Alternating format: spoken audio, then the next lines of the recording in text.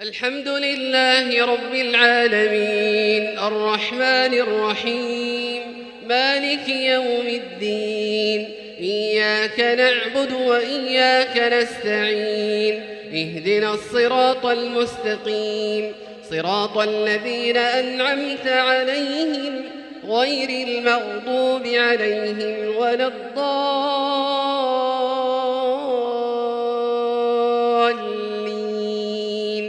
آمين. يسبح لله ما في السماوات وما في الأرض الملك القدوس العزيز الحكيم هو الذي بعث في الأميين رسولا منهم يتلو عليهم آياته ويعلمهم الكتاب والحكمة وإن كانوا من قبل لفي ضلال مبين وآخرين منهم لما يلحقوا بهم وهو العزيز الحكيم ذلك فضل الله يؤتيه من يشاء والله ذو الفضل العظيم. مثل الذين حملوا التوراة ثم لم يحملوها كمثل الحمار يحمل أسفارا بئس مثل القوم الذين كذبوا بآيات الله والله لا يهدي القوم الظالمين. قل يا أيها الذين هادوا إن زعمتم أنكم أولياء لله من دون الناس فتمنوا الموت إن كنتم صادقين ولا يتمنونه أبدا بما قدمت أيديهم والله عليم بالظالمين. قل إن الموت الذي تفرون منه فإنه ملاقيكم ثم تردون إلى عالم الغيب والشهادة فينبئكم بما كنتم تعملون.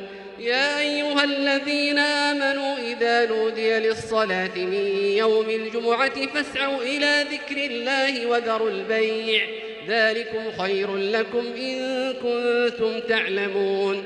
فإذا قضيت الصلاة فانتشروا في الأرض وابتغوا من فضل الله واذكروا الله كثيرا لعلكم تفلحون. وإذا رأوا تجارة أو لهوا انفضوا إليها وتركوك قائما قل ما عند الله خير من اللهو ومن التجارة والله خير الرازقين.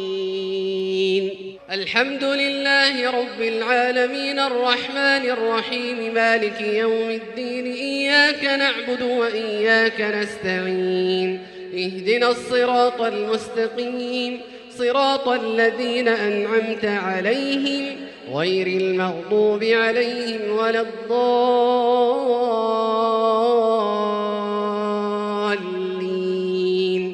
آمين.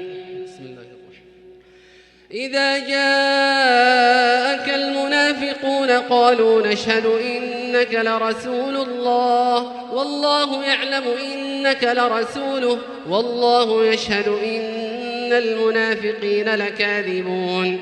اتخذوا أيمانهم جنة فصدوا عن سبيل الله إنهم ساء ما كانوا يعملون. ذلك بأنهم آمنوا ثم كفروا فطبع على قلوبهم فهم لا يفقهون.